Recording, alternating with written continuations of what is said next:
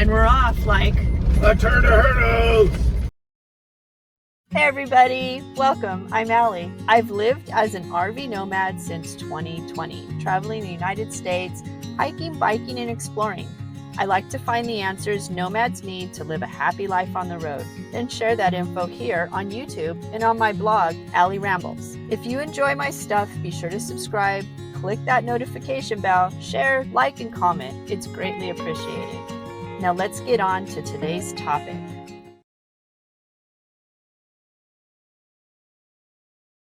This video and its corresponding articles on my website are part of a compilation of resources for nomads and future nomads you can find when visiting allierambles.com/nomadlife.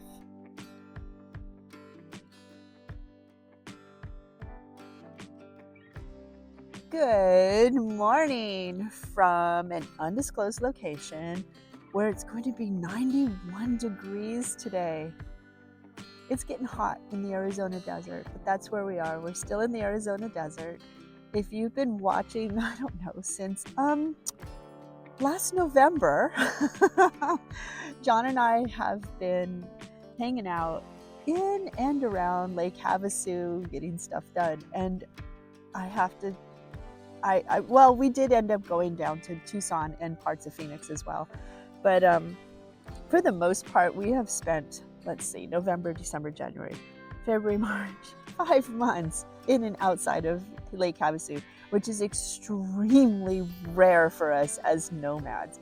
But when you got things to do, you got things to do, right? So, and we love Lake Havasu. It's a great place to hike and get on the water in your kayak. Although we didn't really do that this season. It was too windy.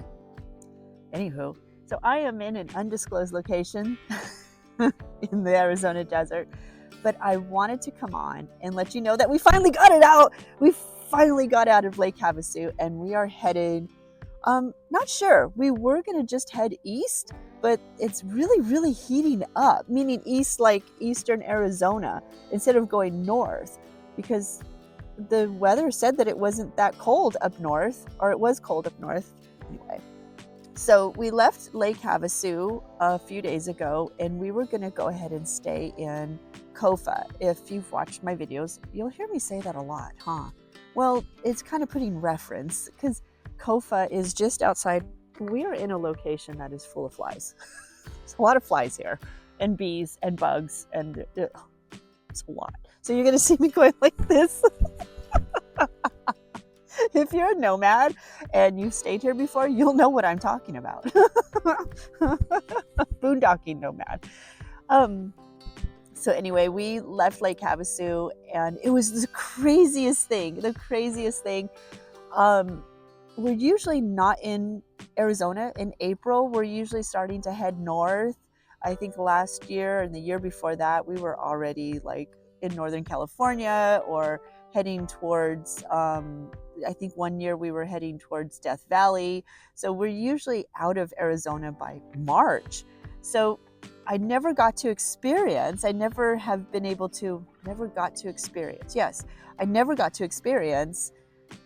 snowbirds gone.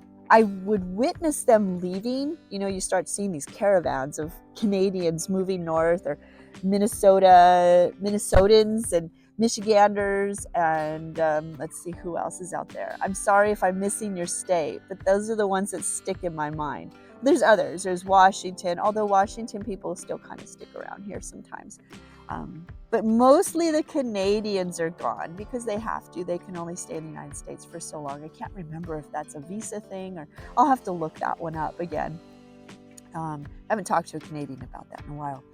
Anywho, it was this craziest thing traveling on Highway 95, which is the main artery between Yuma and Bullhead City and then parts north, or Highway 95 to 10 or 40, heading out of the state. Well, that's a main artery for snowbirds, and it was just devoid of the giant, it was just devoid of the large fifth wheels and Class A's that the Canadians, many of the Canadians come down in. So they're gone.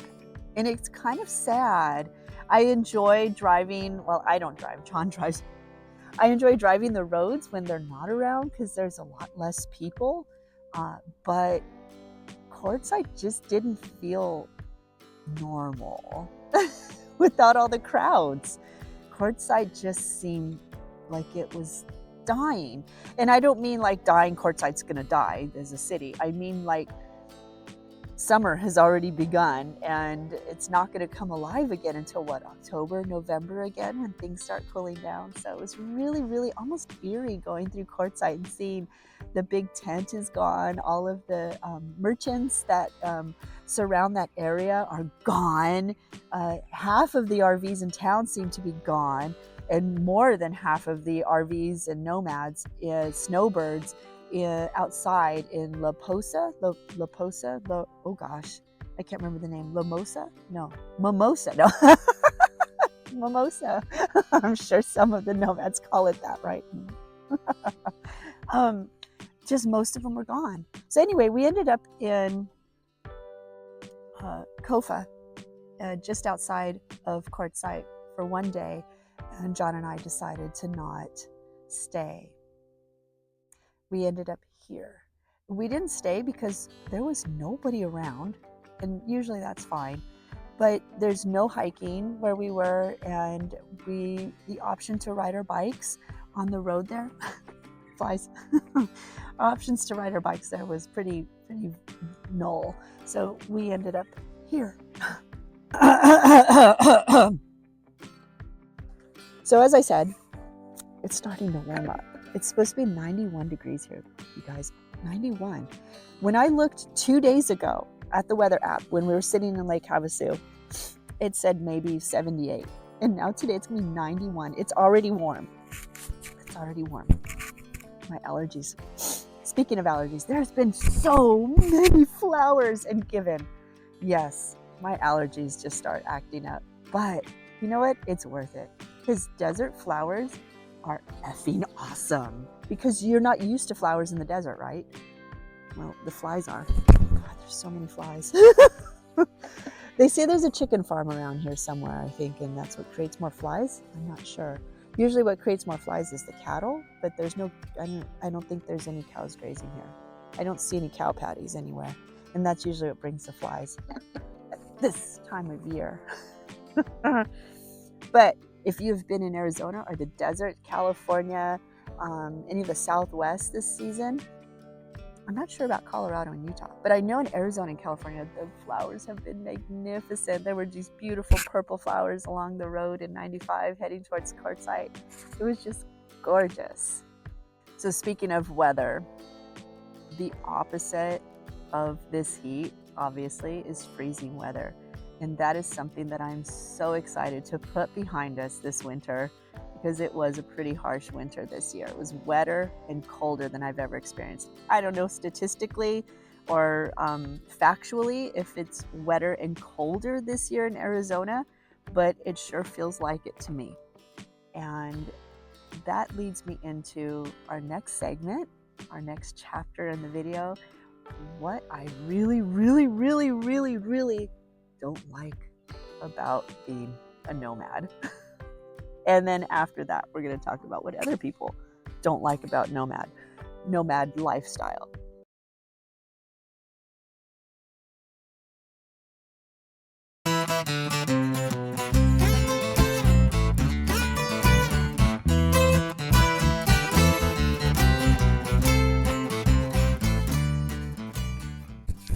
How's everybody going? I just got out of the shower at the gym in Planet Fitness. You can see my towel hanging right there. I wanted to come on and tell you the first thing that I really don't like about living in an RV full time, as well as being more of the boondocking style nomad, which means that I don't generally hook up to electricity and or water. We have to fill our tanks probably about once a week or so. So needless to say, we have to conserve our water when we are boondocking and or traveling or whenever. We always have to conserve our water. which is a good thing, right? I mean, it's good for the planet to conserve the water, especially in arid areas like I am in right now in Arizona. But that is the one big thing that I really, really didn't enjoy about living this lifestyle, is that I can't take a shower every day. I can't even take a shower every week, mostly because conserving water is a big deal. But also, we use the shower kind of as storage. So it's a pain in the butt to take everything out of the shower to shower. But that is one of my biggest gripes when I started this lifestyle. When I went out on my own, it was just me, and I had 40 gallons of water with my Class C. I would take showers probably every third day. Now, maybe every week or so, and they're not showers. We use a garden hose type. What is it called? It's like a pump hose that you can usually use for pesticides and herbicides and stuff. We use that, so it's less than a gallon, and I do wash my hair with running water, but luckily I have really fine hair, so everything rinses out really well. But yeah, that's my first big gripe, is that I really, really don't like that I can take a shower. I can't take a shower every day. Another thing about living on the road that I really honestly don't like is the constant cleaning that you have to do in your rig or in your vehicles as well. We live on the road, which is dirty in itself, and then you add the dirt roads and you add living in the dirt. Everything gets dirty. Your body, your vehicle, your home, everything is just dirty. It's dirtier. It took a little while for me to get used to, and you do a lot of cleaning, but at least it's a small space, right? And speaking of small spaces, this is actually another thing that I had to get a little bit used to, is living in a small space with somebody else as well. I'm fine with it most days, but there are times that John and I, we just butt heads. We're just tired of moving around each other, and we just really honestly just try not to get under each other's skin in a 17-foot box. Now, I asked John what he doesn't like, and well, I think most people would agree dumping the tanks is usually number one. I don't know. You guys tell me, if you're nomads or you own an RV or you have to dump tanks. Not everybody has to dump tanks. I think there is this thing called a cassette toilet as well, and there are other people that actually go to the restroom in other ways. But for the most part, dumping your tanks just sucks. And then he gave me another thing that he doesn't like about living in a small space, but I'm going to let John tell you about it. John, what don't you like about living in an RV on the road? A 17-foot box with menopause. Sucks! Sucks ass. If you are going through menopause, don't subject your partner to that cruelty.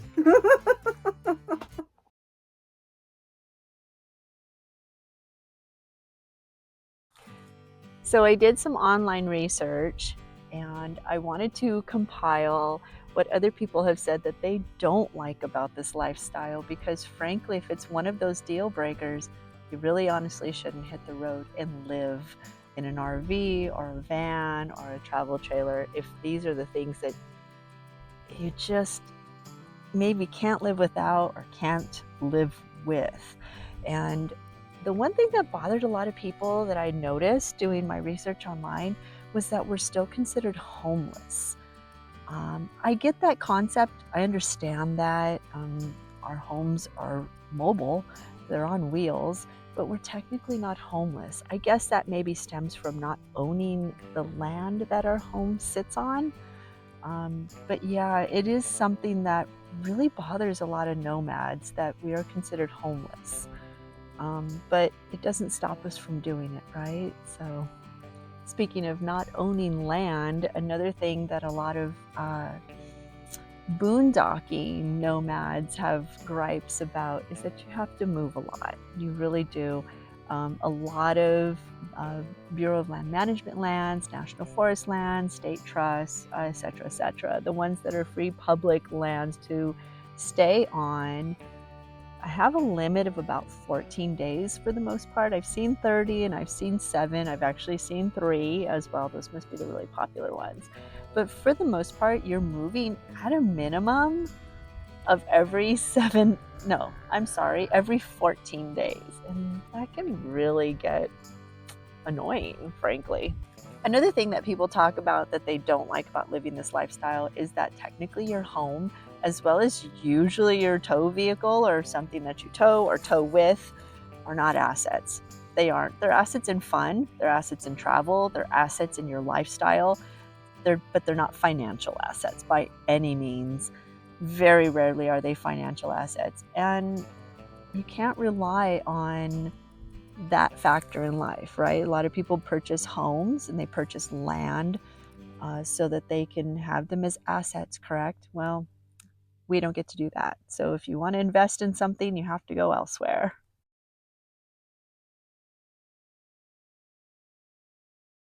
So now that we've gone over what I don't like about nomad life, as well as a couple of things that John doesn't like about, well, nomad life and living with me at a certain time of my life, let's go into a couple more reasons to maybe not live a nomad life. I found one from a YouTube channel called Mountain Spring Adventure, and Bo runs that channel. He has a video, and I believe it's 10 reasons that he doesn't like this lifestyle or not to live this lifestyle. I'll leave a link down below. And one of the first things he talks about is that this lifestyle is very counterculture. Like I said before, a lot of people view us as homeless, so it gets a negative stigma to it a little bit. But and he mentions that he constantly faces this issue, so it can be mentally and physically tiring to him. And I can completely understand that, living in a car. I did live in a truck for about a month or so. And yeah, sometimes that stigma did seep into my daily lifestyle even when I was camping out amongst other people. You just get this feeling that people feel sorry for you. And yeah, at the time I was down and out on my luck, but I was still thriving. Anyway, I'm not going to go into the details, but yeah, I get it. I honestly do get it with that one. Another thing that he was talking about was hygiene, and it's very hard to clean up when you live in a vehicle. So he doesn't have a shower or anywhere to wash in his Prius. Well, I mean, he cleans up, but there is no shower. That's obvious. So hygiene can be a challenge. He also talks about so many other things, so be sure to go down in the description below and check out his channel as well as the video that I'm going to link. Another one that I found, and this one was a gem. I didn't even ever think of this reason at all. I was like, wow, I never thought of this. And this is from Fate Unbound. And it's 8 reasons to never full-time RV. And they mention the many downfalls of the lifestyle. But this one stuck out to me the most. And they said, if you need a strict schedule, do not live this lifestyle. And it makes sense. John and I slow move. We rarely have any kind of appointments or any kind of schedule because, well, for one, we on purposely built this lifestyle so that we can move a lot slower through life. We enjoy that. But also, it's stressful. If we need to be somewhere and the weather, and this is what they talked about in their video, things come up. When you're on the road and you live on the road, weather comes up, traffic comes up, bad things like that will happen, and you can't have a strict schedule because of that. So they have other reasons to never live a full-time lifestyle in an RV, so be sure to check out their video as well in the description down below. I didn't know description would be a tongue twister for me. Anyway, how about you? Do you want to live a nomad lifestyle, but some of these reasons are stopping you? I mean, some of them are big reasons. Not showering is a big one. It was really, really tough when I first started this lifestyle, but I've gotten accustomed to it almost 4 years in. Are you a nomad? And what don't you like about this lifestyle? Anyway, give me a thumbs up, a share, a comment, all of those really cool things. But thank you for watching, and that is the biggest one. Thank you for watching and supporting my channel, and I will see you guys next time. I made it. This is the end.